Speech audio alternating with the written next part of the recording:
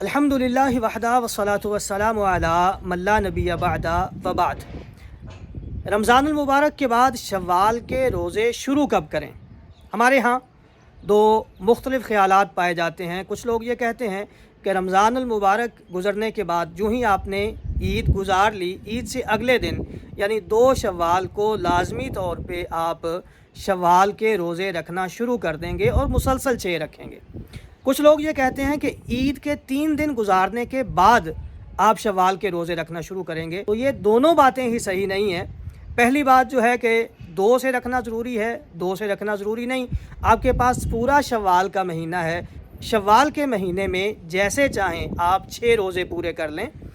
मुसलसल रखना ज़रूरी भी नहीं और 2 तारीख से 2 शव्वाल से शुरू करना भी ज़रूरी नहीं।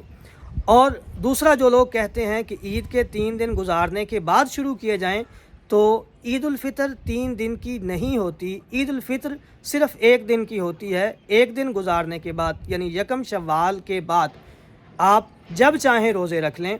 आप 2 से शुरू कर लें या आप 24 या 25 शव्वाल से जाके शुरू कर लें, या आप दरमियान में 1-1, 2-2 करके रखते जाएं। जैसे भी आप रख लेंगे, शव्वाल में 6 रोज़े आपके पूरे होने चाहिए, जिनके साथ आपकी फ़र्ज़ रोज़ों की नीयत ना हो, नफल रोज़ों की नीयत हो। वो 6 रोज़े आप शव्वाल में पूरे कर लें तो आप इंशाअल्लाह इस अजर को पा लेंगे। शव्वाल के रोज़े अगर आप इस तरह भी रख लें कि आप सोमवार जुमेरात का करके रखते जाएं या अय्याम बीज के साथ रख लें और आप शव्वाल के 6 रोज़ों की नीयत कर लें, तो इस तरह भी इंशाअल्लाह आप शव्वाल के 6 रोज़ों का अजर पा लेंगे।